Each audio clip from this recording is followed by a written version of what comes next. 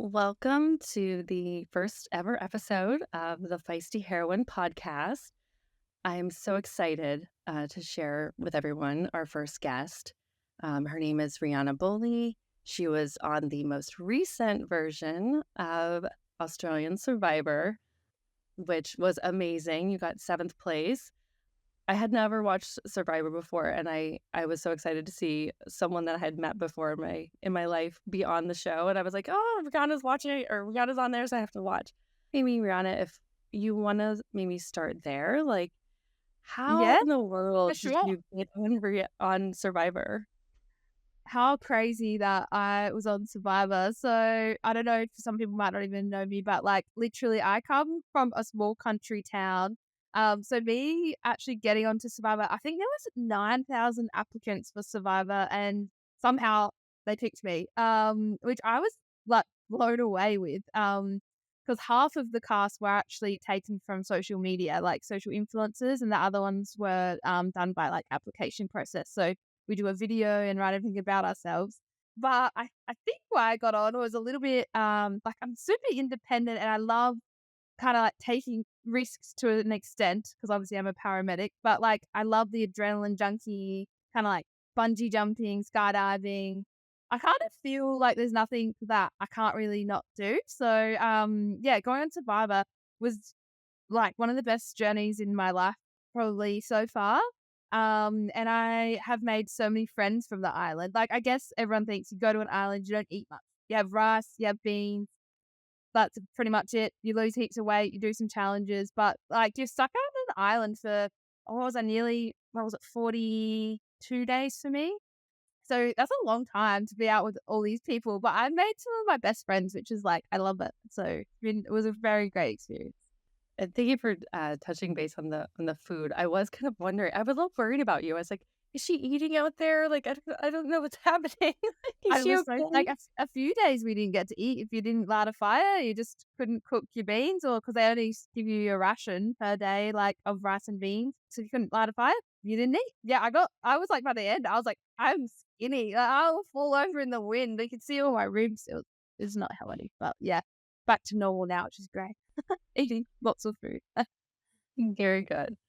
You've always kind of, like, lived on the edge a little bit, done things a little unconventionally maybe. Can you talk a little bit about your job? Yeah, so I am a paramedic. Literally, I know people probably think it's like, I don't know, a bit gruesome, like blood and guts and all that stuff. I love it. Like, I have the most, like, I guess, a bit of an extroverted personality type, but like, I love going to any jobs. And I love the ones that people do something like really inappropriate or really silly. And then they get to the point they're like, especially when they put things in places they shouldn't. And then they're like, get to the point where they're like, I can't get, and then they know they have to call someone like me, and then I come in and I just like asking all the questions like, "Why did you think that was a," or like something like that. Anyway, but those funny ones are like the best. And then there is the like little old nanas that just literally don't have any family anymore, and they might just ring you something very small, but I know they're just there for a chat, and you end up making a cup of tea with them, and they just want someone to talk to. Like it is the sweetest thing for my soul. But like no matter what jobs I go to, stabbings, like the little nanas, I just find the whole variety fills my cup so full. Like I always go home and I always think I have the best job, like no matter what. Even if there's a drunk person who vomits on me, I still don't care. I think it's still the funniest thing because then they tell me their drunk stories about what they've done that night. Like I don't know, I just enjoy all of it for me.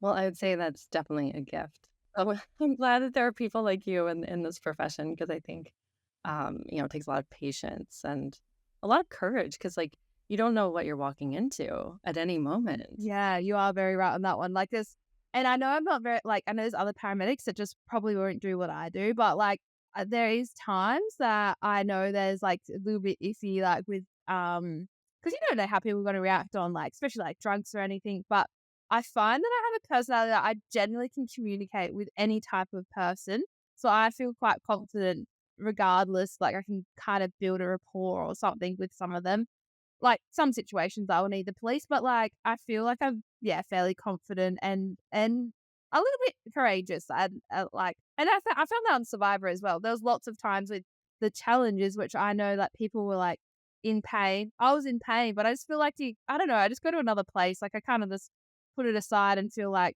do you know what, it hurts now, but like you just can push through a bit. That's what I think. For anyone listening and watching, I think it's important to highlight on your survivor journey, like, you were, like, the challenge queen. I remember, like, just rooting for you. My whole family was rooting for you even though they didn't really know you, and it was just amazing because you just hung in there. Like, you just saw all these big men, like, dropping off, and here's Rihanna just, like, hunkering down. Thank you. That was so sweet. I remember like the first time that I like won the challenge. I think it was when I was standing on some like little rope balls that are on this rope and you have to like hold onto for a long time. And I remember thinking like everyone had started dropping off. And it was like the first individual challenge. So you don't really know how good everyone is because you've been doing such team based things.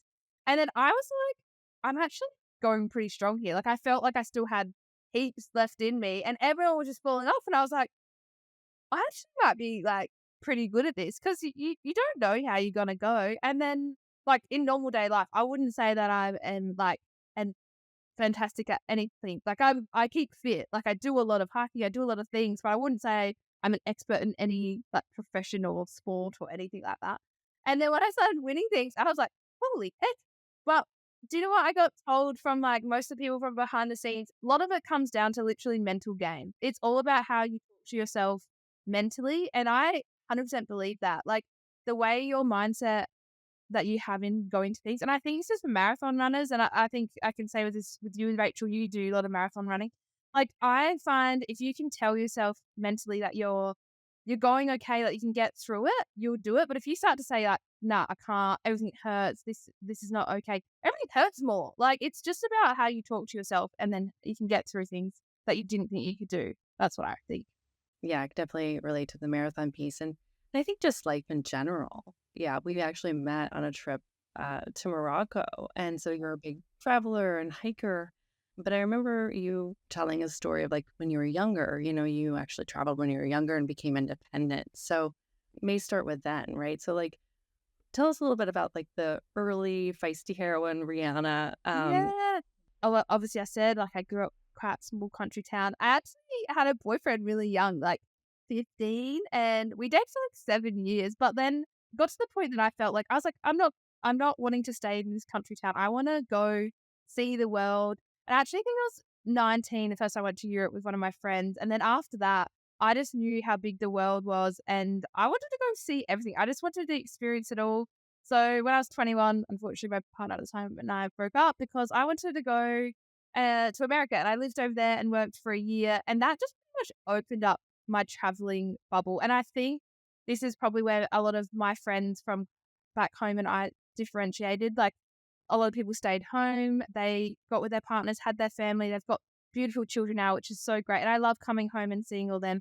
I was at uni, but then I also then did some traveling. And since then I've traveled pretty much all over the world. And I'll just go by myself. I might be like 2 weeks time. I'm like, oh, I'm just gonna go fly here and hike a mountain if I want. Like that's just how I feel like I can do it now because I suppose I was exposed to those things so young that I feel like it's not so scary for me. Like I'm okay. I feel very confident doing a lot of those things that people would find very terrifying. So yeah, so I guess that's my heroine moment, like where I became kind of this independent kind of free spirited person, in a sense. But yeah. Like, do you get a lot of people? Because I feel like I've done quite a lot of solo travel myself, and I feel like I get a lot of not resistance from people, but I think people just don't quite understand it, or they're like, "Oh, isn't that scary?" Like, do you ever get comments like that? Maybe not so much anymore, but like when you were first getting started.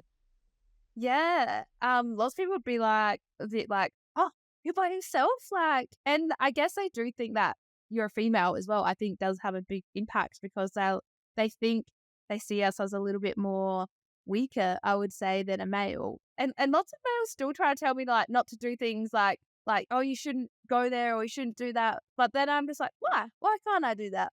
Like, whether that's my stubbornness, and that don't get me wrong, I probably am very stubborn and apologize to a lot of probably my partners in the past because they tell me I can't do something, it makes me want to do it more. And then it's just I'm very competitive. So it's just like, you can't tell me no, that I can't do that. Like, please. But yeah, traveling is a big one. Because people, I also just like, I think they like, where are your friends? Like, why aren't they here with you? But it's like, I don't need to have a friend to come around with me and I'll make more friends generally that I don't have a friend with me because you are more likely to go talk to someone, engage with other people. And that's something I think society is so bad at now. Like I was at the bus stop the other day and I saw everyone on their phone and I was like, nah, I'm not gonna go. I'm gonna go see if I can say hello to someone. And no one really wanted to talk to me. They were all just thought I was the weird one because I wanted to say hello. And I was like, we're so weird. And then I got on the tram and, was sitting in a seat and I saw an old couple came on and I got up for the old man to sit down. And then he's like, "Why did you do that?" And I was like, "Because, like, I don't need to sit. You can have my seat." And he was like, no one does that for me anymore. I do the tram every day. He's like, no one gets up for me. And then I ended up talking to him for so long, I missed my tram stop. So then I had to go past the tram stop, get back out, get on the tram on the other side, and come back to where I was supposed to be going because I was so busy talking to him. And he was so thankful to me that he said no one really chats to him and yeah, got up for a seat. And I was like, what is happening with our society? I was like, am I the only one that thinks that we should still communicate and like say hello? But I don't know. Respect of elders, but also just, yeah, the connection piece. Like, when I travel alone, I find the same. I traveled for like 4 weeks. I went through a breakup and then I traveled for 4 weeks by myself in 2021, right after the pandemic. And I met so many amazing people. I was like, that I'm still in contact with. I'm like, and when I travel with other people, that just doesn't happen. That's a really good, really, really good point. And Um, so good for you to, like, get past anxieties. So I feel like we have so many anxieties, like, "Oh, they won't like us," or what do they think?" But bring it upon yourself. A lot of people are so welcoming. They're like you're like, like, "Hey, like, I don't know anyone here." That's very vulnerable in a way also to say that to people, to be like, "I am by myself, like, I'm putting myself out here." Like, you can easily turn me away, but a lot of people are very like, generally nice and they'll, like, talk to you. Like, I was in Melbourne the other week and I had some time between meeting my friends and I just passed seeing some friends, that couple hours. And then I went out and I remember going into just a little bar. I was like, I'll just go kill some time. And the guy was like, oh, so you're waiting for another person? Like, and I was like, oh no, I'm just here by myself. He's like, oh, well, do you want to people watch at the window or do you want to come like talk to us at the bar? And then like I ended up sitting at the bar with these like three guys that were just so lovely. And they just took me through like all the recipes to these cocktails and they were so nice. I ended up learning lots about their lives and where they've traveled. And it actually was one of the funnest like times that I had just meeting new people like at that couple hours there. I had a ball. But it's just funny that like differentiate like when I came in, they're like, "Oh, yep, you're waiting for your like partner or your friend," and I'm like, "No, just me." I'm so glad you brought that up because that was actually one of the questions I was going to bring up because after my divorce, it was like really hard for me, but I became like a solo diner. Luckily, I was in New York, so it was a little bit easier. Even like places in New York or maybe Melbourne, people are like, "Oh, just one? Like one is," and then they like look behind me like I'm gonna have this army behind me, and I'm like, "No, it's one." Like, but it is. It's so great. Like I've met so many great people like that in bars in New York. Just sitting at the bar, talking with the bartender, like the regulars that come in, which are usually some characters. So, Yeah, but I actually really enjoy it, but I do sense that I can see where people would have that anxiety to not do it. They would just probably would never do it. I don't know what they would go and do. Like they'd probably just avoid talking to anyone, or I'm not really sure. But I'd like that I have that courage and that confidence and independence now, which has probably grown over all my life experiences and all the travel and everything that I feel okay about it now, which is liberating that you can just know you're okay and you can go somewhere and it's not like you're having the awfulest time because you don't have friends. You don't need friends, you just make friends. yeah, yeah. And I don't know, it's like sometimes I end up having a better, experience when I go alone because I don't know, like when you're trying to organize a big group of people, it's like, you know, so and so doesn't like this restaurant, this person has like 5 eating restrictions, and then like really narrows it down, especially when you're on vacation. Like if there's a place that I really want to try, like now I'll just go by myself because maybe other people don't like the food or they're going to complain the whole time. So I'm like, I'm just going to go over here by myself.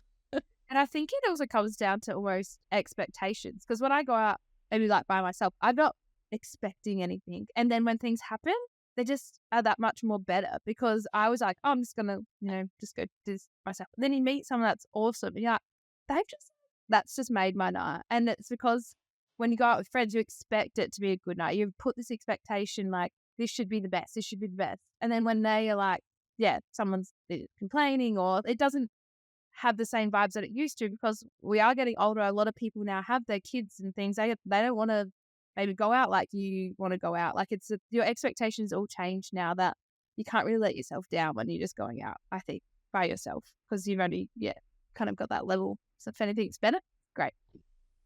And I saw that as well. Like my lifestyle changed a little bit. Like I was divorced early in New York. So like I was divorced at 33 and then everyone, as I got older, everyone was like really trying to hunker down and find somebody. And like I was like, no, I've been there, done that. Like I don't want to do that. So it's like I noticed that I ended up meeting some of my best friends. One of my friends, Matt, I met him, in a bar in my neighborhood, and we started hanging out and wasn't expecting to meet anybody. And it's like, you just never know who you're going to meet. So, but you're putting yourself out there to meet some really great people. So, Yeah, which is like, I'm the same. Like, obviously, I would still obviously love to meet someone. Would be great, but I primarily like would love to find the perfect guy. But at the same time, I still will go out and I still have the best time, and I will still talk to everyone. And like, it's so funny now that I have a lot of guy friends as well, and everyone if they're single, and I talk to someone who's single, that is like, you guys are together. I'm like, do you know I can have a guy that's a friend that we have both talked to. We're like, we are friends, and we're happy with that. But everyone's like, oh, you guys must be dating. It's like, no, just friends. Like, we got this, like, mature conversations we've had. I can't believe how many times that happens. Go to the gym with one of my friends from work who's a guy. Yeah, you guys must be seeing each other. I was like, no, he's a friend. So, I don't know, does that happen to you? I don't know if that happens to you. yeah. And thanks for bringing that up because I think like I had these experiences at work, like because I work in hospitality now, kind of on the side and then like coworkers or like, I'm in this field where there's a lot of customers coming in and they're like, oh, well, why aren't you married? Where's your husband? Or like, how many kids do you have? And like all these questions. So like, I'm like, I don't understand. Like, we haven't even really said hello to each other. I don't know where So, this came from. that's the number one question on the ambulance is like, so you married? No. Oh, it's either you got kids or you married. That's generally what most people will ask me. And then I always be like, no, no. And then, oh, bless my grandpa. He's the cutest, but when he rings, he always rings. Found a husband yet? No, grandpa. And he's like, well, you'll be better hurry up. We'll be dead soon or something like that. And then I'm like, but without fail, that's what all he wants in his life is for me to be either have a boyfriend or get married. And then I'm like, grandpa, I've done all these good things. I'm like paramedic, like own my house, like all this stuff. But yeah, anyway. Yeah, I think that's really important because I think that's kind of my goal with this project is to just like elevate the stories of like happily single women doing all of these badass, amazing things. And I think even when I'm like looking at my circle of friends on social media, it's like, they'll do this thing and like no one will like comment about or anything. But as soon as they post a picture of them being in a relationship, everyone's like, woo, yay. And it's like it's turned into like this life goal kind of thing. And even before I got married, I was never really that girl. I was never, that was never my goal was to get married or have children. So I think like what you said earlier, like everyone immediately goes to that conversation, like them talking about your guy friends, like, oh, are you dating or oh, who's that? It's like immediately without even asking like how your day was or hey, Rianna, what are you working on now? Well, It's so bizarre. I find it like, I sometimes I was a bit annoyed. I'm like, why does this keep happening? Like, why does, like, cause I feel like they take away like something that I'm enjoying with a friend and they make it feel like it has to be something more and then makes it all weird. But I'm like, no, it's like my friend, just like leave it. Yeah. And then everyone just rumors about it because obviously that's what they do on social media. That's like talk about it. can you talk a little bit about like what the dating culture is like there and like do you it's a bit hard. So out of my friendship group, I'd probably be the only single one left. Yep. So I'd both like my paramedic friends and my hometown friends, only single one. A lot of people have been married and some of them are like divorcing. I would say there is quite a bit of like divorce rate, which is a bit sad. But then I still have my few single friends, which is great. And then as for the dating scenes for single people, I wouldn't say it's great here. Not in Adelaide. It's very small. There's like some dating apps you have, but generally most people are like have kids or divorced that like are in my age bracket, which is like something I have to like I guess think about moving forward with a partner is think about having someone with a kid, which isn't personally maybe selfish, but I don't really like want someone who has kids of their own, only because like there's a lot of baggage that comes with that. But yeah, I don't know. What is it like in America? In New York, it was pretty bad. I used the dating apps for a while, but then I just made a conscious decision to get off of them because they were making me feel worse than better. And I think now there's like a big movement, especially in New York, to actually do more like live dating. Like they've brought back like speed dating and things like that. I kind of feel the same, like as far as I don't know if I'd want to date someone with children. And I'm a bit older than you, so like I've kind of come to the realization that I'm not going to have my own children, and that so it's like I never really fit in a box. Like I'm not child free by choice. It's kind of by circumstance, but I've come to this like acceptance, and I think maybe because I worked in New York City public schools for so long that like I I I felt like I've done my part for society, and I feel like I've helped raise thousands of kids. So I feel like I can, kind of make my mark in the world in other ways. I think dating in New York was really, really hard. I think no one really wanted a commitment. And so I think through that, I just kind of came to peace with like where I am in my life. And I think it would take someone really special for me to partner up again. Because I had some not so great experiences in New York, Mhm. and I was like, I think I'm better off alone. Yeah. Right. Yeah, So it is so hard. Like I talk, because I do have like a lot of guy friends. I always ask for their advice, and a lot of them are in that kind of era where they are probably seeing a lot of girls, probably that kind of things. Um, but they kind of when I was talking to them, I'm like, "Oh, you want to get a girlfriend or anything?" And they're essentially like, they will, but they also know there's so much available on apps. So, like, if it doesn't go right, we just can flip and have a look and see if there's the new upgrade model. And I'm like, ew, that is can't believe you said that. Disgusting. For guys, I think they will go for those like younger, early 20s and things like that. But obviously we're getting over our little hill. But we come with maturity and experience. So like we're not done. Like we're the mentality of the men at the moment is pretty bad. So and I'm probably saying this, I was like very generalized. There's definitely guys out there that are great and they are not those guys. And I know heaps of them. I would just say that some of the people that you do meet on like the dating apps are very much like that. Or I have met some of these guys that are still mentally like that. Yeah. New York was like that. One of my good guy friends from my running group, one day we were, just having dinner at our favorite British pub because he's British, and he was like, Rachel, it's a candy shop here. And I was like, what do you mean? I was like, what are you talking about? And he's like, well, the men know here that, because I think at the time, this was probably like 2018, 19, like right before the pandemic. And I was still on the dating apps and things, and we would help each other like look at our profiles and stuff. And he said to me, and it made so much sense. He said, why would Billy commit to Sarah when Susie's walking around the corner and she's just as beautiful, just as smart, just as driven, just as successful? Because I don't know if like Adelaide the same or Melbourne, but it was kind of like New York draws a lot of really amazing women. I think just because of the opportunities there and things like that. And I was like, oh, that's so interesting to hear from a male perspective. And I think like shortly after that, I just kind of made the decision to like get off of them because I think I was tired of like trying to curate this perfect profile and like these messages back and forth. And I was just like, "Oh, this is also just taking up way too much of my time."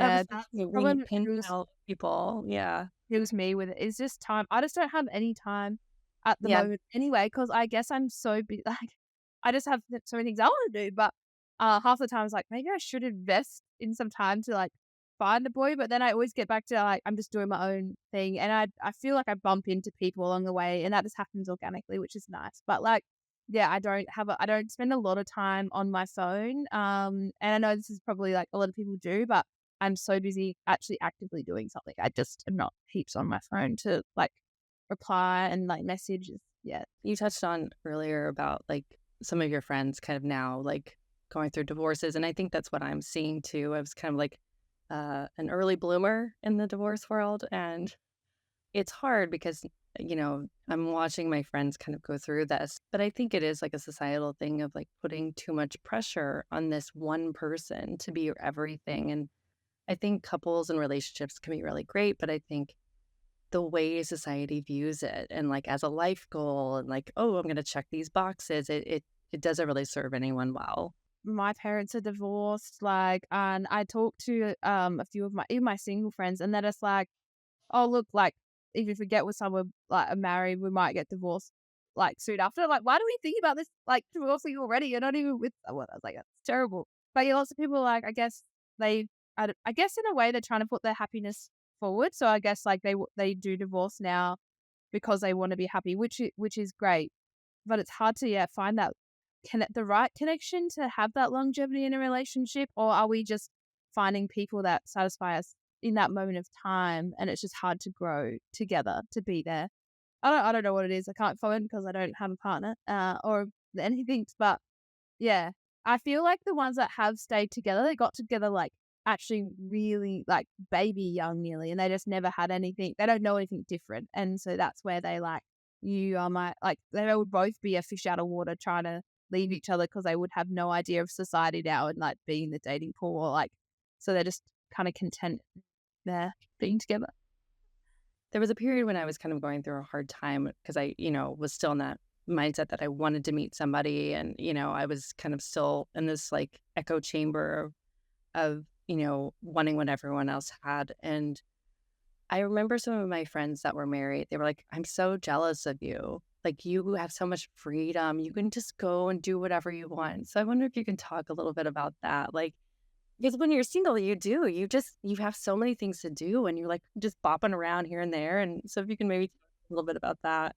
It's actually fascinating how most of my friends that are all having, either they're married and have kids, most of them now, they always see my life and they're like, "We are just so jealous that, like," because now I've, like, I guess, traveled all around the world, like, money is obviously a lot easier when you don't have a family to, like, I just have to worry about myself. So, like, obviously I was able to be very smart with my money and, like, things like that. So financially, I feel very great. And then time-wise, like, if I have holidays, especially with paramedics, we can get anything off. So if I had yeah, like I said, in a couple of weeks or a month, I see something I wanna go do, like, I can just go and do it. Whereas when you have a family, it all changes. Like, and not saying that I'm turning off having a family, I think having a family is great, but obviously the things that they can do are very restricted and what I can do. And I in a way is I feel very selfish if I'd had a family because, like, I couldn't do the things I now love doing whatever I want. Like, it's a great liberating feeling to have.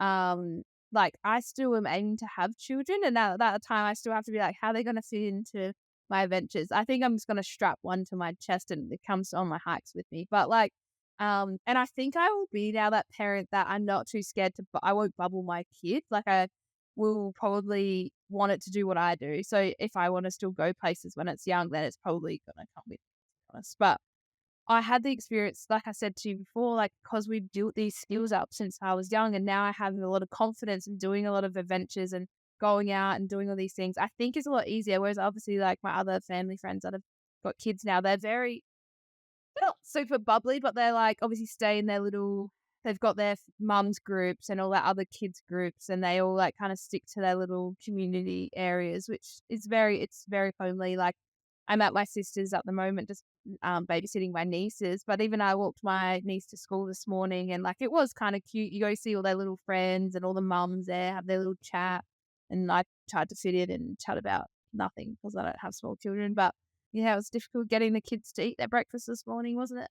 And then I walked home. Like, I can see how there's just 2 different types of people. There is those people that wanna kinda, like, get driven to go do a lot, like, more adventurous stuff. There's, like, the ones that love their little, like, safe little neighborhood, their little network, which is also fine. It's pick your own journey, I guess, isn't it? With this podcast, this project, I'm mainly focusing on single women. It doesn't matter if you're child free or have children. Like I have some single moms that I'm gonna line up to speak with as well. It's being the heroine of your own story, no matter what, And I think because whether you're coupled, because I've actually had a few friends, unfortunately, that have lost their spouses, to disease, and they're in their early 40s, and so it doesn't even have to be a divorce. It can be, a lot of different life circumstances, and I think just having the strength and courage to be independent and do your own thing because you never know what life is going to throw at you. One thing that we haven't touched on yet is your renovation. For the audience, you have an account called Renos, right? Uh, Yeah, so I bought, when was it last year? Yeah, just over a year ago, this old granny house, like a 1960s granny house, which I decided I'd always wanted to, like, renovate something, and I'd, like, never done it. So I was like, "You know what? I'm just gonna buy this house and give it a go." But I'm, like, literally aiming to do predominantly most of it myself, and I have spent, I don't know how many hours on this house, but I like, a lot. And some of it you might not even see, like, what I've done, but it's there. Yeah, I know it 'cause I've been there doing it. But, yes, it's been very character building for me. So, my kitchen at the moment is in my laundry, which is nearly driving me insane because it's like I've got about a bench space this wide. I'm living out of an air fryer and my microwave. Check on my Instagram, go have a look at some things I've done. But yeah, I've like literally been knocking down walls. Yeah, I've done a lot of manual tasks to that house. A lot of bricks have been moved out. But yeah, at the end, it's going to be so cool. And I just think maybe it comes back to that whole independence thing. But I was like, if I can YouTube it or even Bunnings, their videos have been quite helpful. I have been literally doing a lot of Googling to do it all myself. And a good thing, because I like talk about it a lot and I have like quite a lot of social network and of friends, and then people that want to come and always help me or just show me how to do it. It's been so great. Like next week, I got some guy that's gonna he just kindness of his heart said he'll come help me level my floor with some auto leveler because I didn't really know how to do it. And he's like, "Oh, I'll just come show you." And I was like, so nice. Like the people, and I don't know if it's because I'm a single female. I'm not really sure, but people always try to come help me, and I love that. So, and I've learned lots. Yeah. I particularly like the ones where you're tearing down the walls. I find those very therapeutic. And then the one with you and the bobcat was really fun. Oh yeah, the bobcat. That's funny. Yeah, that's my friend's bobcat. He's left it at my house. So yeah, landscaping's coming up in the next few months, so there'll be more bobcatting. And for the wall ones, because everyone I know, some people were concerned about the structural integrity. I did have it surveyed by an engineer and got a beam put in before I knocked out the walls because there was a few people that messaged me thinking I was going to die. So I'm not too stupid, but like I've done it quite properly in some respects. But there is some things that are a bit, how you going? Sometimes I do. Like I've got no nail at the moment because I hit it with a hammer. That hurt, Oh, man. but yeah, I mean, that in itself takes a lot of courage, and I think, a lot of people, a lot of men wouldn't even undertake that. So it's like just super impressive. So Yeah, I'm very I've been like it a lot of my life. Like I don't know what it is, but like I've just like if there's something if I can do it, I'll figure out a way to make it happen. And it does come back because I know there is a lot of people that are single around my age. They get a lot of anxiety about being single, and they do have obviously the stresses of not finding a partner or not having kids. And I won't lie and say I've had in my time that kind of anxiety. And I went through a patch being like, because I felt like a lot of my friends in society put a lot of that onto me and being like, why don't you? And a lot of people still make comments to me like, why don't you have a boyfriend? Like, you're like so perfect. Like, why don't you like? And then you're like, is it me? Freak out. Like, am I the problem? But now I don't know what it is. I don't know where I flipped or swapped from that, but I generally have a really good positive image of myself. Like, I know I'm a good person. I know what I do in life is like great and I give back. Like, I'm not cruel or mean to anyone. And I think things happen for a reason. Life happens for a reason. And I'm very with that philosophy. Like, and I feel like the good things always come to me, like, generally. And I feel with the partner side, I don't dwell on it too much. A little bit with the kid situation because of, like, obviously there is that timeline, but I still think, say it gets to a point where I physically can't have kids, I would adopt or something like that. There's other options for me, and if I don't ever find a partner, I would almost think about almost being a single mom. And that would, if I come to that like bridge, I will get there. But like, I don't know, I don't really spend much time worrying about it. And I think life, everything happens for a reason, and you can't just not live your life. And me living my life is when I meet all my people. When I'm my happiest, most content, you draw so many people towards you because you just have this positive energy. And everyone always says to me that you have this best aura around you. So that's what yes, I'm just going to keep doing that and I'm going to keep doing life. And you know what? Things will come when they're supposed to come and whatever it might be. If I don't have a partner, end up single, I'd be the best auntie, the best, like, whatever. I'm happy with that. And yeah, we'll just cross that bridge when we get there and then make the most of it. Yeah, I think there are still a lot of women out there that have a lot of anxiety. I think it's fueled by society. We're constantly reminded about like age and people constantly asking us, which I don't think really happens to men. Like I don't see people asking my guy friends, "Hey, when are you gonna settle down? When are you gonna have kids?" Like it just doesn't happen. So it's more pressure on women. And it's funny because I say this to some of my guy friends, being like, "We're getting older. We got to think about it." Like at times, and then but I said to them like, "Oh, you guys are fine. Like you can have kids when you're like 50." And they're like, "No, like we need to be with someone now too." And I find it fascinating because I actually thought they never cared as much, but some of them do, and then some of them probably don't care. They're probably like, "Yeah, we got ages." And it's very interesting about the, I guess, the childbearing thing is all it comes down to is like the age of like when we ever have kids and everyone's like, "Oh, you've got that biological clock. You got to think about that, don't you? Like the biological clock." And you're like, "Okay, I get it. Like, still, like it's still gonna be happening. Like, regardless, I'm not really changing what I'm doing. So I'm not just gonna go find a partner because my biological clock's getting like, yep, cool. You're great. I'll just pick you. Like, it's not how it works for me." And yeah, that's kind of like how I was feeling. And I was like, I think I'm just gonna be. And then I like when I did my like root, like dug a little deeper, I just realized I don't know if I ever really had that desire, like, oh, I have to be a mom. I know there are some women that have that feeling. And when I started looking inside myself, I'm like, no, I think I'm okay with this, because I have two nephews. I have, I volunteer, different things, so it's like there's other ways to make an impact. Because I do think that some people, not that they have kids for that reason, but when I worked in education, I just saw a lot of really unhappy families. And I think that kind of fueled some of my direction as well, because I knew that if I wanted to bring someone into the world, that it had to be something really great. Some people don't think a lot about it, and it's just like procreate and all these things that I'm like, that's not good either, Really? So I've yeah. seen it in some of my low socioeconomic places I work, and I'm like, You've had your 4 kids taken away from you. You should probably stop on this one." Like, You touched on kind of getting to this place of less anxiety about finding a partner. Like, what are some words of advice that you would give to like those girls? I think I would say, like, instead of like single and happy, they're like single and searching, but searching in a way that's not helpful. healthy or not productive. Yeah. So what are some things that you would say to them? I would say to them is that you need to be your most happiest free version of yourself. So do what makes you happy. And generally, those guys that you're looking for will come find you because they know in self that you're happy. So, like, spend time with your friends. Do, like, I don't know, like me, I'll go like hiking or do you just prioritize the things you like in your own life. Don't always be worrying about, like, where's that guy? Because you know what? You can meet them. And if you're content with how you are by yourself, you're going to be more content with someone else. They don't need to, what is it? Not, they need to complement you, not completely. Like, you know, that one, they just need to add to your life. They don't need to, you don't come in to fix you. All right. So make sure you're happy in yourself.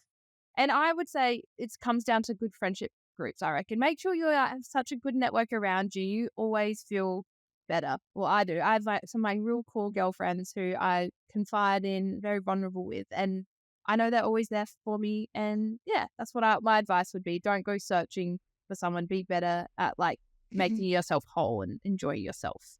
So wise. I think it's important, and I think there's a lot thrown around about self-love. I think it's, like, surface level self-love, so I think it's what you said, like, it's hard to do by yourself sometimes, so you do need a community, a supportive community, that supports you, like, finding the right person instead of just, like your grandpa being like, "When are you gonna find somebody before I die?" Like, "Grandpa, no, like, I need to find the right person." Yeah. And like you saying that self-love, people I think struggle to say you're a good person. Like, I don't think they think it's weird or like they actually don't believe it because they see themselves as differently. But like when you get to that place when you can be like so content with like how you are, you're like, this is me and I love who I am. Like regardless, like it's such a good place to be like, I do love myself. Like yeah, it's good. So you don't have to be like, "Oh, I need to fix this," or "I wish I had that," or "I wish I was this." Like, think about the good things you do have that others might not, or just even just in yourself. Like, most people are good people. You just need to see it. Like, you just need to Yeah. tell yourself that you are. I've been in my circles of friends where like the conversation always goes towards, oh, my kids did this or my husband did this. And like as a single person, we're kind of like, hey, I did this. Wait a minute, I did this over here. And so if you had to think about like, your three greatest accomplishments, like I even know a girl that like wrote a book. Everybody was happier that she found a boyfriend rather than the fact that she wrote a book. And it's like, so I think as single women, it's really important for us to celebrate our accomplishments and like all these, things that the freedom of being single allows us to do. So maybe if you can just mention like top three, or I don't know, just, or you can go with more if you want to. I Did. was probably a bit lucky with a few of mine because obviously, getting onto survival was such a big thing for me. Like, obviously, it was such a stringent like application. I had to do a video Skype session, then another interview in person, then like it just was a very long process to get into. That being on that was like such a big thing for me, and it was so nice to have a lot of my friends. Like, yes, there was a lot of baby talk and husband talk, but they were all, and I know everyone was very proud of me for that moment and also, when I bought the house to renovate, I had all the girls, like, come in and they all sat on the floor. It was like this old trashy house, like, literally the carpet was stained and stuff. They all came, we sat on the carpet, we had a wine. Some of their kids just crawled around and hopefully didn't touch anything. But, like, that was a big moment for me as well. So they knew it was my aspiration was to do this reno job, and so that they're all there. And they all come up now and watch, like, they come through the house and see how it's progressing and I can't wait to, like, post a photo when we all come around the big table and have a big, like, family night meal. So that was a good one. And another moment, I think when I got into paramedics was a big thing for me because I did psychology before paramedics. It wasn't really suited. And when I got into paramedics and graduated, and then got a job where I wanted to, and they didn't take many people, that I was so felt because the job to me is like perfect. Like I love it so much. Like I would never say I hate it. So that was another proud moment. I remember everyone else, yeah, also getting around me, getting my dream job, which was great. That's so awesome. Yeah, and just the part about the house, I think that it's so important to have that support. And because it's not that conventional, like, "Hey, I'm gonna buy this house, I'm gonna renovate it by myself." Thank you for sharing parts of your story. I think it's very inspiring, and I hope, more women are, seeing women like you and being like, "Hey, I can do that too." So Oh, thank you. I actually get a few messages on Instagram now just about things I do, even like hikes and stuff. And 100% anyone can do it. It's literally just, I don't know, bit of confidence, a little bit of planning, but you can do it. Like you can do anything you want to, anything you put your minds to. Like nothing is too big or too small to do. So, and if anyone wants advice or even just to chat about anything, I'm always open and I'll always tell you like things that I do and get through things if you're having a bad time or feeling a little bit not sure where you are in life. Because I think that's where it comes down to. Lots of people don't know where they are in life. They feel a bit lost. Everyone else has a partner, has their kids. What are you? Like, what are you doing? But there is always value in your life and and you'll find it. Like don't stress about it. That's what I think. very well said, and I think we'll we'll end on that note. I'll be putting like your contact information in the show notes, especially the re-renos in case anybody Yeah. wants. It's got some great videos on there. Thank you so much for taking the time and sharing parts of your story. And hopefully we'll do another one in the future and dig a little deeper on things. Or who knows where life will take you in Exactly. just a short time. Yeah, no, very enjoyable. And yes, I'll definitely be back. It was very fun having a good chat. Well, take care. I'll talk to you soon.